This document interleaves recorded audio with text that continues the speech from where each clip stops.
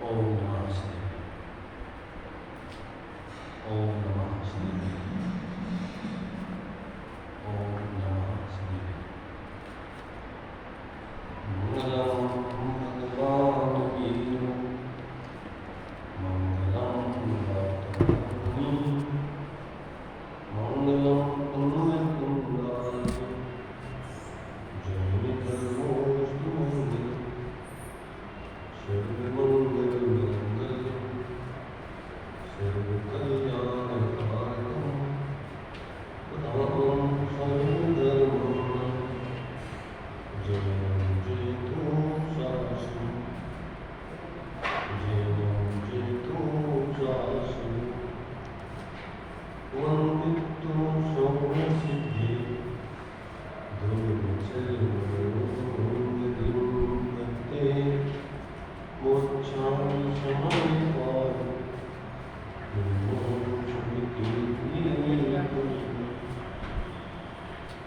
नमः शमेशाय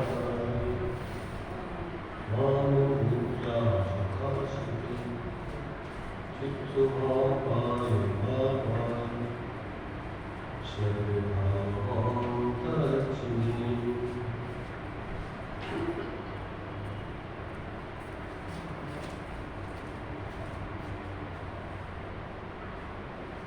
विषय समय संधि ग्रंथ के माध्यम से परिशिष्ट के अंतर्गत 47 शक्तियों के माध्यम से अनंत शक्तिमान धर्मों को धारण करने वाले ऐसे धर्मी आत्मा के स्वरूप को यहाँ समझने की चर्चा चल रही है। जी अनादिकाल से अपने स्वरूप को भूलकर और शरीर आदि पर में मूर्छित होकर के चतुर्गति संसार का पात्र बना हुआ है, दुखी है, इसलिए उसको अपने यथार्थ स्वरूप का बोध बना करके आचार्य दिया और उसका ही अवलंबन है, उसको ही अपना स्वरूप जानना मानना आश्रय करके स्वास्थ्य जीवन जीना, इसकी प्रेरणा यहाँ पर आचार्य देव कर रहे हैं। अभी 24 नंबर तक की शक्ति हो गई थी, आज 25वें नंबर की शक्ति अपनी चलेगी।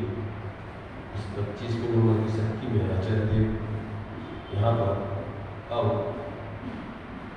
स्वधर्म व्यापकत्व होने को सिद्ध कर रहे हैं। आत्मा में एक ऐसी शक्ति है कि जो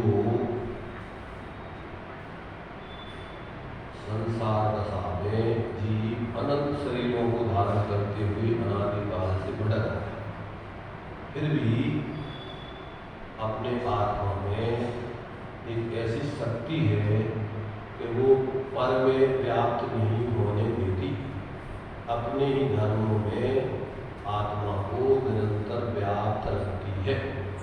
तो जब ये ऐसा अंदर में निर्णय कर लेता है कि वास्तव में हम अनादिकाल से भले ही अनंत शरीरों में कर्मों के संयोगों में विकारी भाव आदि के बीच में रहते रहे, परंतु आज तक हमारा एक भी प्रदेश, एक भी गुण, एक भी धर्म, एक भी शक्ति, एक भी पर्याय कभी पर रूप नहीं हुई, पर में व्यापने वाली नहीं हुई।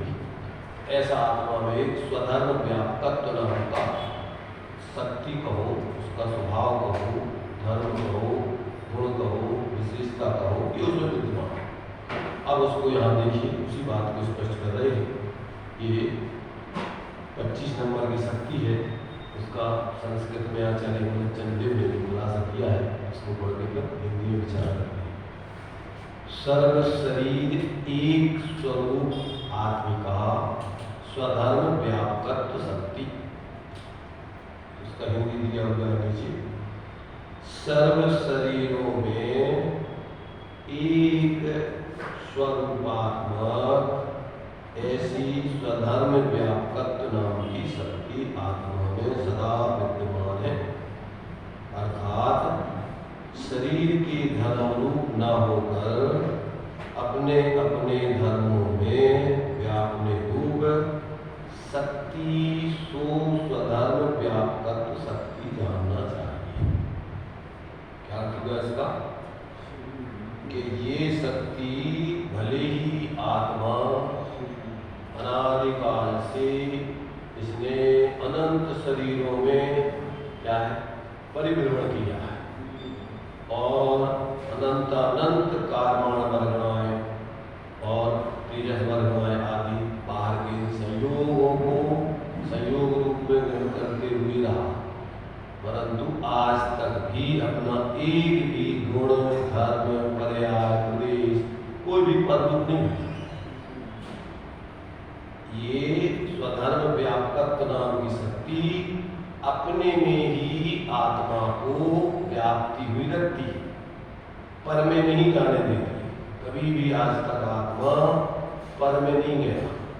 तो ये जब जीव को समझ में आ जाता है तो इसकी भ्रांति खत्म हो जाती है और अंदर में अपने उस स्वधर्म व्यापकत्व नाम की शक्ति जैसी अनंत शक्तियों को धारण करने वाले उस आत्मा की अंदर में अनुभूति प्रवृत्ति करते हुए उस रूप अपने को अनुभव करते हुए यदि जीने लगता है तो यहाँ से उसके जीवन में सारी अशांति का अभाव होकर, भ्रांति का अभाव होकर और निराकुलता शांति जीवन में प्रकट हो जाती है। तो ये जो है यहाँ पर आचार्य देव ऐसी जो आत्मा में अनंत शक्तियाँ हैं उनमें से एक एक शक्ति को बता करके जहाँ जहाँ से जीव को भ्रांति होने की संभावना होती है, जहाँ जहाँ ये जीव भ्रमित है, उन परिस्थितियों को या उन उस प्रकार के आत्मा के स्वभावों को बता करके और इसकी ज्ञान में से भ्रांति निकालकर, श्रद्धान में से विपरीतता निकालकर, आचरण में से विपरीतता निकालकर, वीर्य आदि में से ऐसा जो परलक्षी अपनी निरंतर जो परिणमन है उसमें जो शक्ति का अपव्यय हो रहा है, ऐसे सब अनंत गुणात्मक परलक्षी भावों का अभाव करके ऐसे अपने स्वास्थ्य जीवन जीने के लिए अपने लिए एक एक शक्तियाँ ये बताई जा रही है। तो ये यहाँ पर अपने लिए इस स्वधर्म व्यापकत्व नाम की शक्ति ये अपने लिए इस बात का संदेश देती है कि वास्तव में आत्मा आज तक क्या है किसी भी प्रकार से भले ही अपने स्वरूप को भूल करके इन शरीर आदि संयोगों में मूर्छित होकर के अनादिकाल से बाहर के सुभाषुभ कर्म मिथ्यात्ता जीवन जी रहा है मिथ्या कल्पनाओं से, और आज तक एक भी अपना धर्म, एक भी अपना गुण, एक भी अपनी पर्याय, एक भी प्रदेश कभी भी पररूप नहीं हुआ। क्यों? क्योंकि आत्मा में ऐसे स्वधर्म व्यापकत्व नाम की शक्ति अपने धर्मों में ही ये व्याप्ति है, पर के धर्मों में नहीं व्याप्त देती। ऐसा सोचो कि नौ तत्वों में जाकर के भी नौ तत्व भी यदि एकत्व न मुंचते अपने उस एक रूप स्वरूप को कभी नहीं छोड़ते। देखो व्यवहार से अपन बोलते नौ तत्वों में जाना, मैंने शरीर आदि में भी गया नौ तत्वों में अजीब शरीर आदि में भी गया, कर्म आदि के बीच में रहा, आश्रमों में भी रहा, सब में रहा, और इसने अपने स्वपने को स्वरूप को नहीं छोड़ा। कभी भी ये पररूप तो हुए ही नहीं, परंतु वास्तव में क्या है इसका जो अभिव्यक्ति बनेगा धर्म स्वधर्म व्यापक माने प्रत्येक भेदों में प्रत्येक अपने संयोगी आदि भावों में जाकर के भी ये वास्तव में अपने असंयोगी स्वरूप को नहीं छोड़ती। क्या कहा? ये शरीर आदि बाहर के संयोग रूप में तो ये बाहर में अपन ये सोचो कि जाना दो प्रकार से, एक तो अपन एक क्षेत्र होगा इस संबंध रूप में, और एक अपने लिए जो है इसके जानने रूप में। देखो ज्ञान में अपन को जो ज्ञेय होते हैं, आश्रवादी होते हैं, व्यवहार से ज्ञान उनको जानता है। जानना मतलब क्या? ज्ञान रूप रह करके ही उनको जान लेता है। पर इस अज्ञानी जीवों को ऐसे लगता है कि ज्ञान जैसे ज्ञेयादि रूप हो गया हो, रागादि रूप हो गया हो, सुख दुख आदि रूप हो गया हो, ये इसकी भ्रांति। इसने अपने कभी ऐसे एकत्व बने स्वधर्म को नहीं छोड़ा। धर्मी आत्मा भले ही बाहर के संयोगों को जान रहा हो, संयोगों में रह रहा हो, संयोगी भाव रूप परिवर्तन कर रहा हो, परंतु अपना असंयोगी स्वरूप को ये कभी नहीं छोड़ता। ऐसा जो है अपने देखो अपने प्रदेशों में, अपने गुणों में, अपनी पर्यायों में, मैंने अपने स्वचतुष्टय में ही आत्मा सामान्य रूप से व्याप्त है। उसमें कोई इसको कोई विशेषता नहीं ला है, अपना सामान्य बना इसका जो का बना है। मैंने ये जीव बना, चैतन्य बना, सहज बना, इसका निरंतर एक रूप बना ही रहता है। तो ये जब तक जीव को ऐसे अपने आत्मा का सब अपने स्वधर्मों में जाकर के अपने धर्मी के रूप बने हुए नहीं छोड़ता। ऐसा जब उसको ज्ञान होता है तो क्या है, इन सारे अपने ज्ञाकार ज्ञान, रागादि रूप आदि वर्ण, इन सभी में अपना आत्मा का एक रूप चैतन्य बना, सहज बना, बना समाप्त नहीं होता, अभेद बना कभी नष्ट नहीं होता।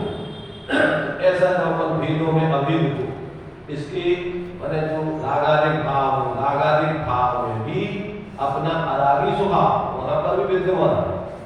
क्या कहा, जैसे पानी की उष्ण दशा होने पर भी पानी का शीतल स्वभाव विद्यमान है कि नष्ट हो, जैसे ही वो पानी परावलंबन छोड़ पानी का परावलंबन दूर होता है, वैसे उसका शीतल स्वभाव प्रकट होता है। उस अवस्था के होते रहने पर भी वो अपना स्वभाव शीतल स्वभाव पानी में नहीं छोड़ता। ऐसे ही आत्मा ने कभी भी कितने भी विकारी भाव किए, कितने भी संयोगों में रहा हो, परंतु असंयोगी तत्व को नहीं छोड़ा, अपने उसने सहज ज्ञाता स्वभाव को नहीं छोड़ा, अपने वितराग स्वभाव को नहीं छोड़ा।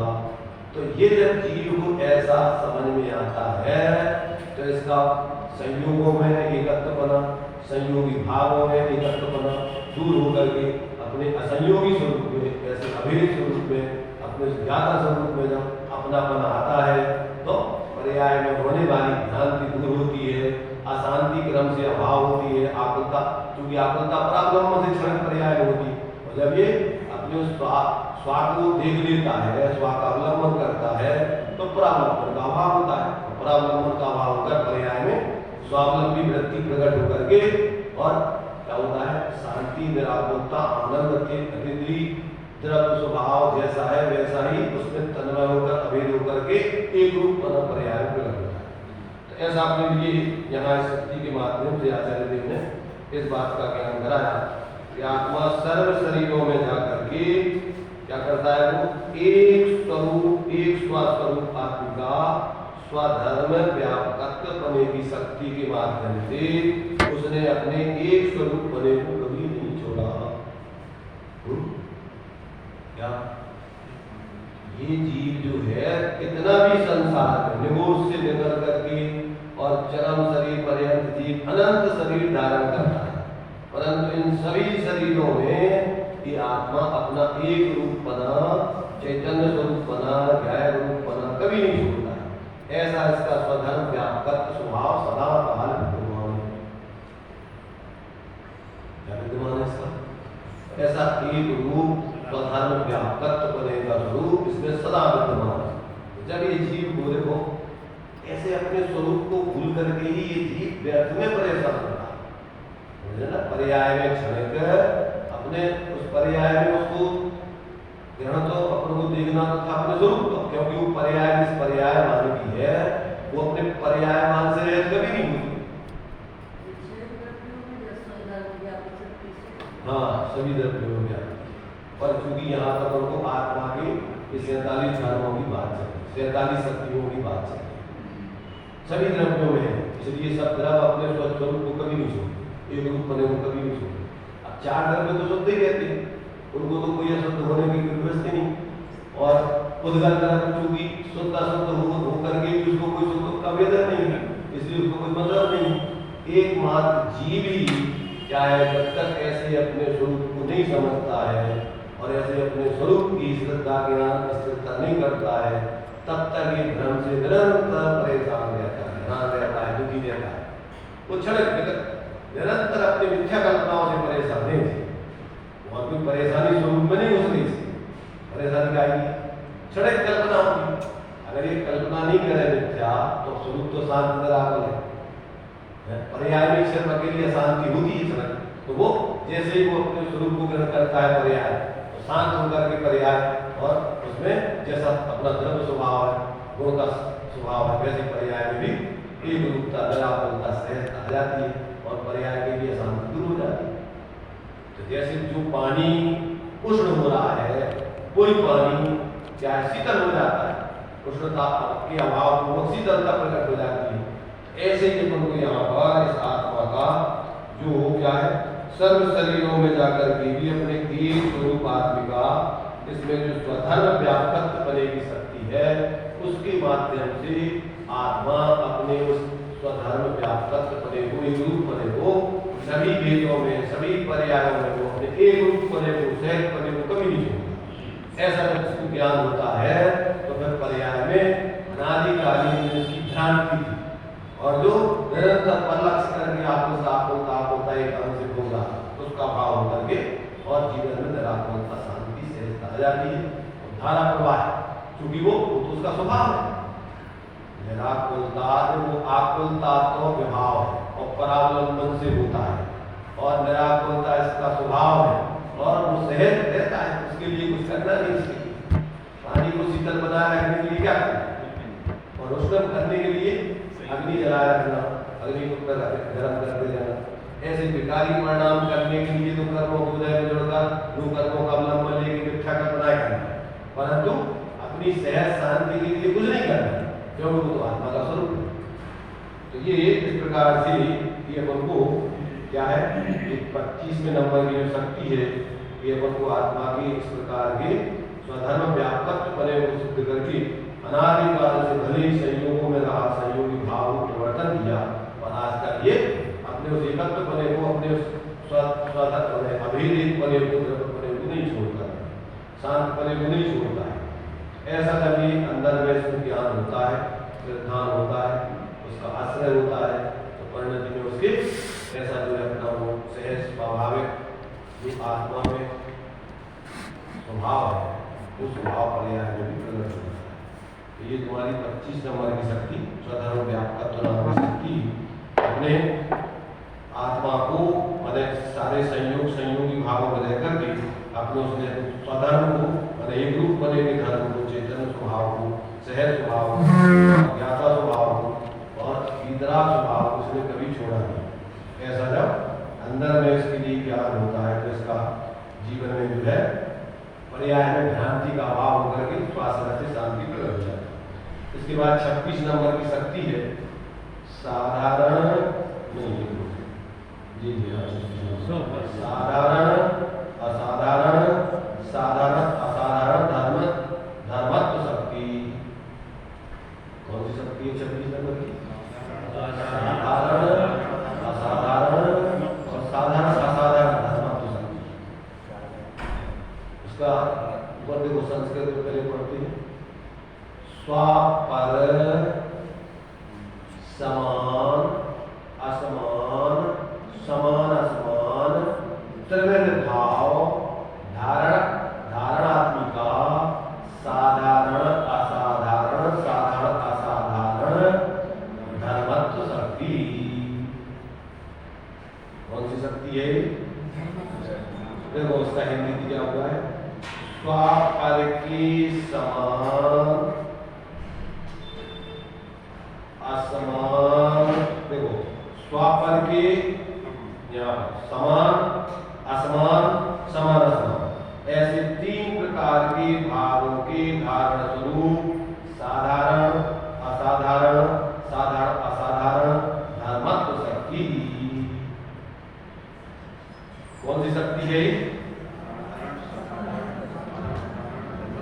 देखो उसका अर्थ अपन समझते हैं तो आत्मा में एक ऐसी शक्ति है कि वो साधारण किसे कहते हैं? देखो आत्मा में ये 3 प्रकार के गुण बतलाए जाते हैं। कौन कौन सी? सामान्य गुण, विशेष गुण और सामान्य विशेष गुण। कैसे गुण हो गई? अब देखो क्या होता है, सामान्य गुण किसे कहते हैं, विशेष गुण किसे कहते हैं और सामान्य विशेष गुण किसे कहते हैं? सामान्य से उसका अर्थ समझो, सामान्य गुण कहलाते हैं जो सभी द्रव्यों में पाए जाते हैं। सामान्य गुण किसे कहते हैं? सभी द्रव्यों, समान रूप से सब द्रव्यों में पाए जाते हैं। जैसे अस्तित्व, वस्तित्व, द्रव्यत्व, अम्लत्व, प्रमेयत्व, प्रदेशत्व आदि, कैसे ये सब गुण, ये सब सामान्य गुण कहलाते हैं। इसी को बोला है शक्ति, साधारण शक्ति। कौन सी शक्ति? जिसके कारण से ये जीव सब द्रव्यों के समान रूप को धारण करता है, समान धर्मों को धारण करता है। दूसरा है कौन सा है? असाधारण शक्ति यानी गुण। असाधारण गुण कौन से? ज्ञान, दर्शन, सौख आदि आत्मा में जो है ये क्या है? ये असाधारण, ये अन्य द्रव्यों में अर्थात अजीबों में नहीं पाए जाते। इस कारण से आत्मा कैसा है? असाधारण भी है।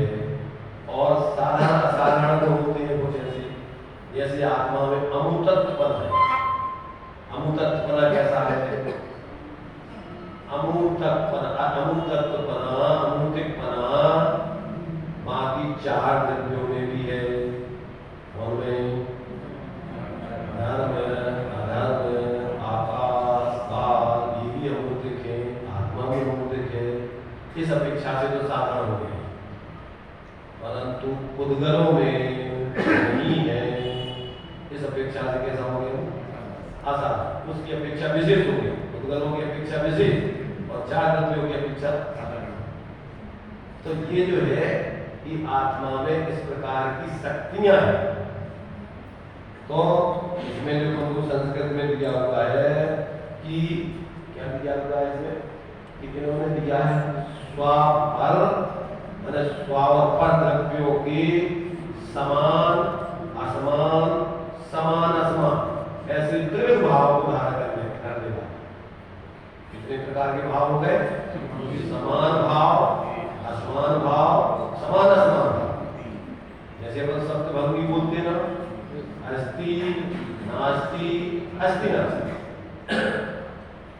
ये अस्ति नास्ति मिली एक उसका फल। ऐसे यहाँ ये साधारण असाधारण नाम का एक गुण है कि जो किसी अपेक्षा साधारण भी है, किसी अपेक्षा असाधारण भी है। ये अपन को अस्तित्व, वस्तित्व, द्रव्यत्व, अवलंबन, प्रदेशत्व, प्रमेयत्व आदि तो साधारण क्यों है? साधारण अन्य शब्द लोग पाए, इसलिए ये तो समान है, इससे कोई विशेष नहीं होता, सब एक जैसे गुण वाला है।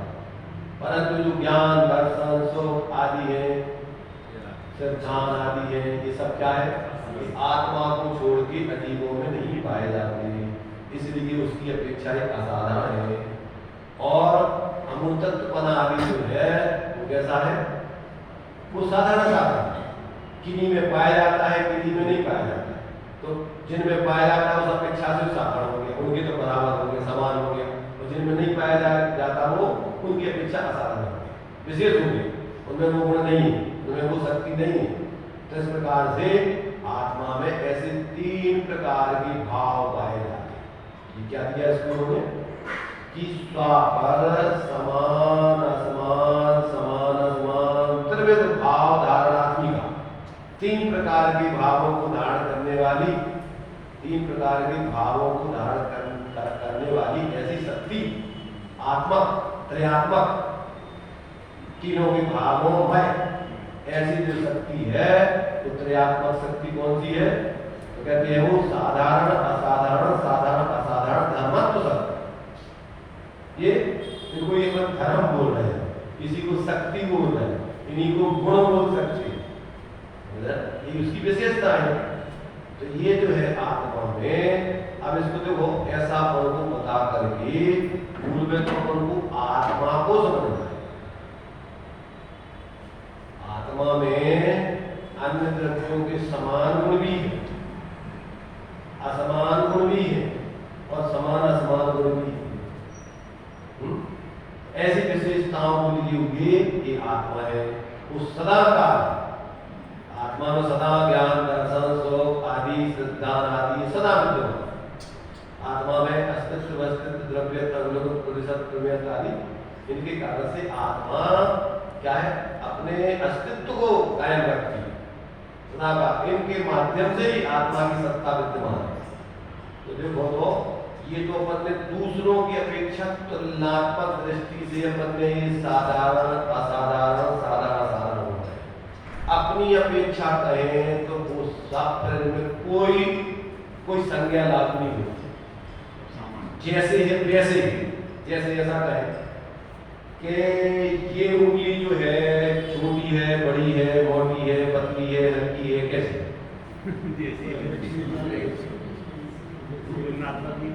जब बस दूसरों देश की अपेक्षा तुलना करें तो छोटी है पतली है, इनकी अपेक्षा तुलना करें इनकी अपेक्षा करें तो बड़ी है मोटी है। और जब निरपेक्ष रूप से देखो तो ऐसे प्रत्येक द्रव्य निरपेक्ष रूप से तो जैसा है वैसा ही है। जितने भी कथन होते हैं वो सब सापेक्ष होते हैं। एक एक व्यक्ति को अपन विचार करो कि कौन है, नाम भी अपन ने अन्य से पृथक पहचानने के लिए रखे होते हैं। और जितने भी संज्ञाएं हैं वे सब सापेक्ष रूप में, बाकी तो निरपेक्ष कुछ नहीं है। इसलिए सापेक्ष अमृत चिन्ह निरपेक्ष सत चैतन्य गंधर सारे काल में अनुभव करो भक्त जन। जितने भी कथन है वो सब सापेक्ष होते हैं। वस्तु स्वरूप से देखी जाए तो निरपेक्ष है, वो किसी जैसी नहीं। वस्तु जैसी है वैसे ही। एक लड़का है तो भैया छोटो है बड़ो है बंजो है सजनो है गजनो है, कैसा कैसा कैसा बहुत बड़े कौन से लड़का होगा और बदली सजली गजली बस क्या कुछ नहीं जैसे होती। तो प्रत्येक आत्मा अपने स्वरूप से तो निरपेक्ष है, वो किसी से कोई उसकी जीव भी कहते हैं तो अजीबों के आधार पर नाम दिया जाता है। अब लोग अपन कहते हैं कि भैया जी फलाने चल तो दूसरों के नाम पे भिन्नता बतावे के लाने पर एक नाम निक्षेप किया है। लेकिन क्या नाम है बताओ, कैसा होता है अच्छा कैसा नाम, कौन सा नाम? ये 5 बनिया है तो ये कौमता बोलते हैं, इसको तर्जनी बोलते हैं, इसको मध्यमा बोलते हैं, इसको कनिष्ठा बोलते हैं और इसका नाम अनामिका। नाम क्या होता है? इसका कोई नाम नहीं होना। इन 4 के नाम रख दिए और बाकी जो बच गए वो बिना नाम की हुई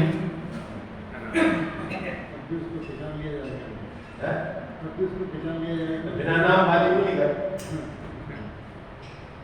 ऐसे बच्चों में कोई का भैया बिना नाम के आदमी बोलेंगे सबके नाम है और एक बिना नाम का होगा तो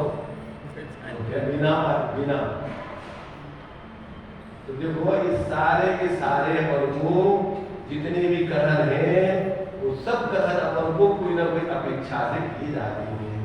और वस्तु का जब अनुभव होता है तो वस्तु का अनुभव कैसे होता है? पक्षातिक्रम कैसा होता है? वस्तु का अनुभव वस्तु जैसी वैसा अनुभव होता है। अब अपन को फिर उसका बताने के लिए सारे कथन अपन सापेक्ष रूप में करते हैं। दुख से विपरीत बताने के लिए सुख स्वरूप है आप कैसी आप देखो सारे कथन अपन कोई ना कोई विवक्षा करते हैं।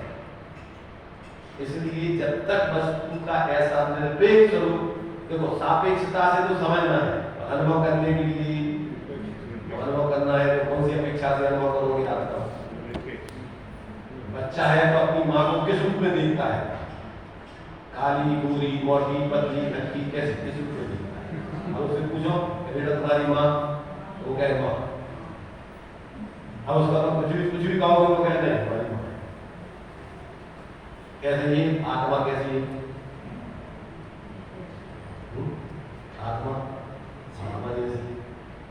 इसलिए नादा दोषो चेवे ज्ञाता तो ज्ञाता ही है, ना विभूति अपमत्तो ना जान गुरु भावो एवं बढ़ंति शुद्धम नादादि सुदोषो जीव गाता तो ध्याता जैसा है वैसे ही।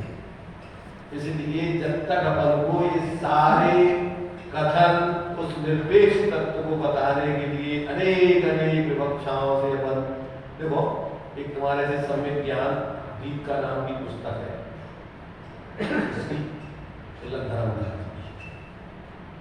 उन्होंने स्वानुभवगम्य स्वभाव सूर्य ऐसा बीच में आत्मा को सिद्ध किया और उसमें 24 हस्तांगुली बनाई हुई है।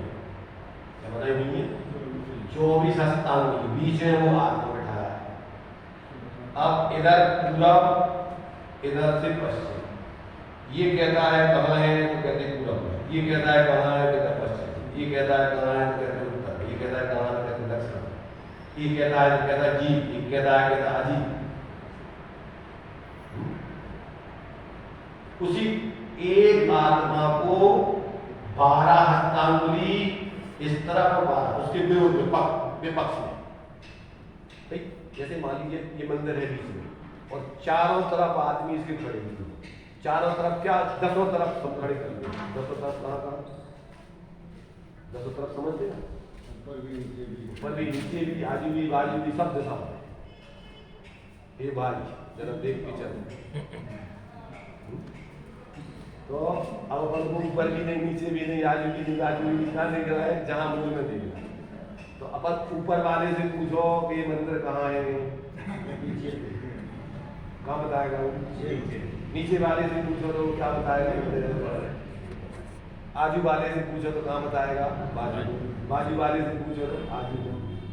जिस दिशा वाले से पूछो वो उसके इधर बताएगा। अब मंदिर में आके पूछो मंदिर कौन सी दिशा में है, मंदिर में आ गया। अब मंदिर में आप बताओ कौन सी दिशा में है मंदिर? सब दिशाओं में है और किसी दिशा में है, व्यवहार से सब दिशाओं में है और परमार्थ से वो अपने में है, वो किसी दिशा में नहीं है। नहीं आ रहा समझ में? नहीं आ रहा क्या? कितने अपन पक्षपातों में पड़े रहते हैं, कितने सापेक्ष विकल्पों में अपन सारे संकल्प विकल्प करते रहते हैं। आज तक पक्षातिक्रांत हो गए, निर्विकल्प हो गए, अपने अभेद स्वरूप का अनुभव नहीं किया।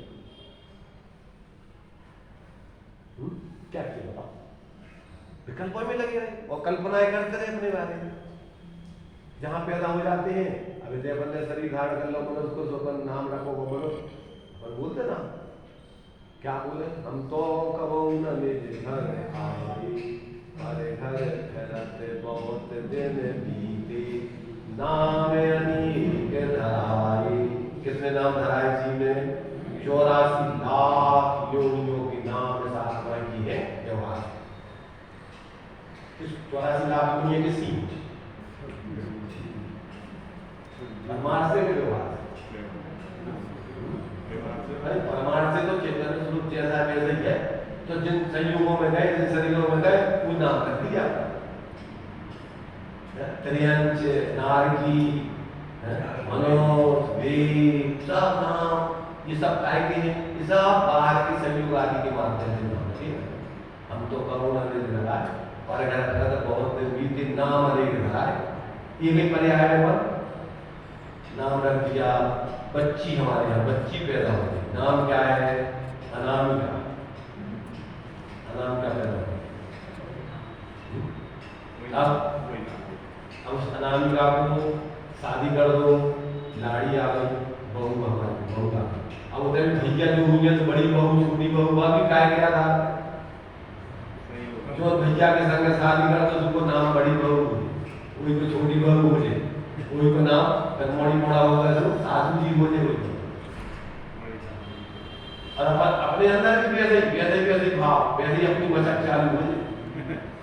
सासू जी हो गई तो सासू जी ऐसे बटने लगे, यदि वो नहीं आता मुझे उसका आता था पहले वो बीस होता था, बीस का खेल दिखाने वाला आता था। तो वो जो है भालू का खेल था तो उसको लाठी दे देता, ससुराल जाएगा कंधे पे लगता है, फिर वहाँ जाएगा, फिर वहाँ तेरी सासू भोजन कराई करेगा नहीं करेगा। तेरी पत्नी बिल्कुल गायब कराएगी तो करेगा, उसको सब सिखा दिया जाए। तो ये सब अपने पीछे ही सब नाटक कर रहे हैं आसपास, बंदरों जैसे, भालुओं जैसे, जानवरों जैसे अविवेकता में सब यही काम कर रहे हैं। अभी तक अपन असली ओरिजिनल अपने स्वरूप को समझे ही नहीं। जब ओरिजिनल असली स्वरूप समझ में आ जाता है तो फिर सब में वही दिखाई देता है। जहां देखो जो निरोध में सोई मुझ में सोई मोक्ष में जहाँ, सब में वही चैतन्य स्वरूप आत्मा है। पर भूल के अपना घर, अपने को भूल करके न जाने क्या क्या कल्पनाएं करके परेशान रहना हो रहा है। क्या कहते अभी पढ़े ना, अभी भैया अब तो हमारी उम्र हो गई, अब तक जाने वाली मरे वाली है, मरने वाले हो, अब तो जावे वाली करेंगे, तो जावे वाली है तो मरने वाली करेंगे, तो जावे वाली हो कि मरने वाली? कहते जाने वाले हो। आत्मा आत्मा को छोड़ के कब जाती है?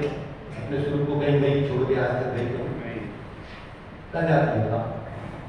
कल्पना क्षेत्र क्षेत्रांतर हो गई, जो बंदे जो छोड़ लिया वो चले गए, पर अपन अपने क्षेत्र को, अपने स्व क्षेत्र को छोड़ा, अपने स्वधर्म को छोड़ा, अपने स्व पर्याय को छोड़ा, अपने स्वधर्मों को छोड़ा, अपने स्वचतुष्टा को छोड़ा, कितने कभी तो कहाँ छोड़ना जाता है?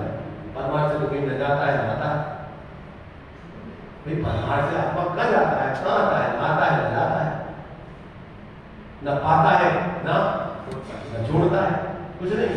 ये तो जीव जब तक अपने स्वरूप को नहीं समझता तब तक एक कल्पनाओं में जीता रहता है। क्या कल्पना? पाया कहूँ तो बाबरा, खोया कहूँ तो मूल, और पाया खोया कुछ नहीं, ज्यों का के क्या है? ज्यों का के कोई ना कोई है। इसलिए भाई जब तक ऐसे निरपेक्ष स्वरूप को जीव नहीं समझता तब तक मिथ्या कल्पनाओं में रात दिन परेशान रहता है। इसलिए आचार्य कह रहे भैया ये साधारण असाधारण, साधारण असाधारण धर्म तो सापेक्ष है, और तुम तो जैसे हो वैसा ही हो। अन्य द्रव्यों के गुणों के मिलान करने से साधारण हो कह देते हैं, अन्य द्रव्यों में अधिक आदि नहीं होते तो गुणों की अपेक्षा असाधारण कह देते हैं, और जो कुछ मिलती है कुछ द्रव्यों में कुछ नहीं मिलती है तो साधारण साधारण कह देते हैं। बाकी अपने गुण वास्तव में किसी से उनका कोई मतलब नहीं, अपने अपने ही, अपन अपने ही, पर से अपना कोई संबंध नहीं। नास्ति सर्वे भी संबंध आत्म तत्व पर द्रव्यो।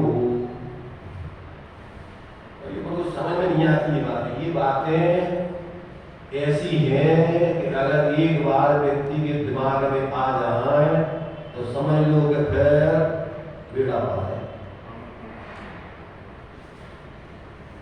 व्यक्ति का सामान्य नहीं रहेगा।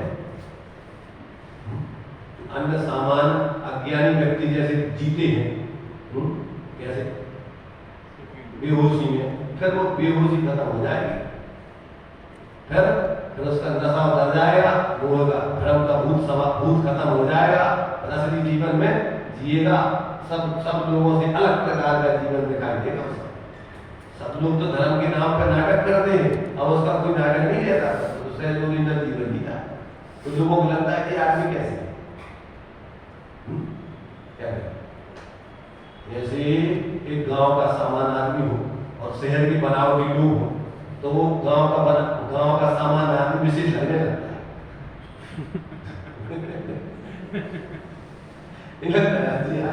सब लोगों की नजर में ध्यान रखेंगे। तो एक बच्चा होता तो वो असाधारण होता है, सब लोगों से उसका विचार होगा मिल नहीं रहा, तो लोग आगे कहते हैं इसका मिलेगी क्या? ऐसे मोही जीवों का और ज्ञानी जीवों का मेल खाता नहीं है। क्यों नहीं खाता? क्योंकि बेडूले अपनी मस्ती में उनके फाटा तन कहा नहीं कैसे निभे गिर वीर को संग, और बेडूले अपनी मस्ती में उनके फाटा तन, उनको जीना मोह से और उनको जीना ज्ञान से। उनकी मोह के कोई काम करने की रुचि नहीं। क्या करना है? बच्चों को खेल खिलौना माने बच्चे के पत्थर मिट्टी धूल इसमें मजा खेले, और बड़े आदमी अरे क्या पागल होता है, क्या है गंदा करना पूरा शरीर को, अपने कपड़े गंदे करना क्या है, कहाँ के पत्थर कैसे ये तो हमारे तो मतलब जिन धूल मिट्टियों में लोगों को मजा आता, मेरी गाड़ी मेरा घोड़ा मेरा ये मेरा वो, कब पागल हो गया धूल मिट्टी में क्या खेल दिया नहीं आ रहे अजित भाई, अरे नाम तो है अजित और पराजित है 24 दिन के, जो किसी से जीता नहीं जा सके वो अजित है।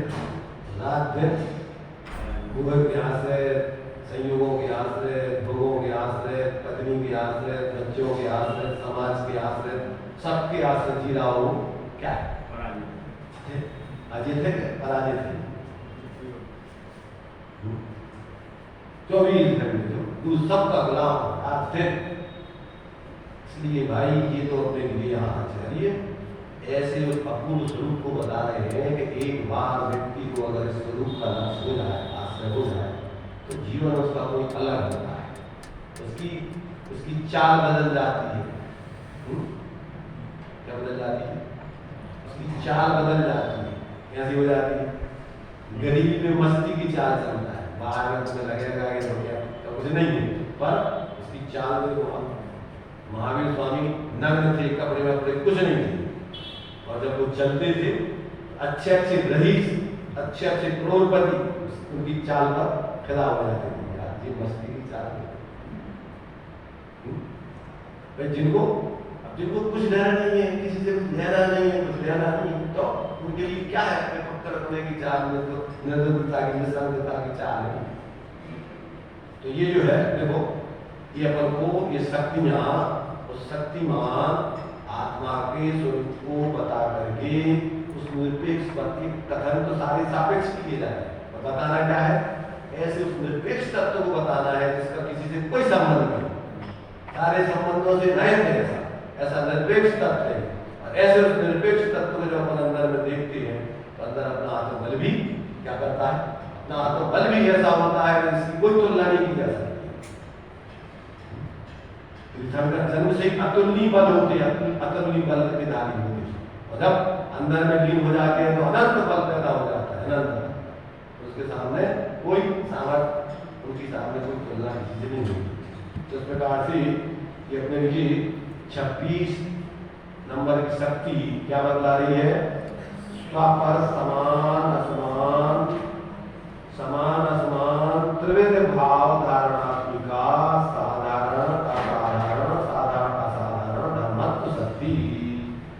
ऐसी शक्तियां आत्मा में, ऐसी अनंत शक्तियां हैं, परंतु अपने लिए उनमें से कुछ शक्तियों का ज्ञान कराकर ऐसे उस अनंत शक्तिमान आत्मा का अनुभव करने की प्रेरणा मात्र इनको विकल्पों में ले लेकर के जानकारी करके संतुष्ट हो जाने की जरूरत नहीं है। मात्र क्यों? क्योंकि जानकारी से पेट नहीं भरेगा। पेट कैसे भरेगा? जानकारी करके जब उसमें डूबोगे, जब उसका अनुभव करोगे, तब उसका अंदर का जो है तुम्हारे लिए जो वैभव है वो अपनी परिणति में प्रकट होगा, और परिणति निहाल हो जाएगी। कैसी हो जाएगी? निहाल हो जाएगी। बेहाल परिणति निहाल हो जाएगी। इस प्रकार ये दो शक्तियों की चर्चा नहीं होगी। कौन कौन सी? स्वधर्म व्यापकत्व शक्ति, अपने सभी धर्मों में व्यापक आत्मा रहता है, किसी भी प्रकार से अन्य के धर्मों में नहीं जाता है। और ये साधारण असाधारण, साधारण असाधारण त्रिविध भावों को धारण करने वाली त्रयात्मक ऐसी आत्मा में ये साधारण साधारण साधारण साधारण शक्ति है। साधारण असाधारण, साधारण असाधारण, ऐसी 3 प्रकार से ये सापेक्ष रूप से विचार करने पर 3 प्रकार की शक्ति है, और निरपेक्ष रूप से विचार करने पर तो आत्मा जैसी है जैसी है उसका अनुभव करने पर ही उसका स्वाद आता है, शब्दों में कहीं नहीं जा सकती, शब्दातीत है। अनुभवगम में स्वानुभूत्या चकाशते, स्वानुभूति से ही प्राप्त होती है वो आत्मा का जो स्वाद है, उसमें जो अनंत धर्म है, शक्तियां हैं, गुण है, वो सब एक बार अनुभव करने पर प्राप्त होती हैं। इस प्रकार से दो शक्तियों के माध्यम से दोनों अपने स्वरूप की निर्मित लाकर उसका अनुभव करना चाहिए।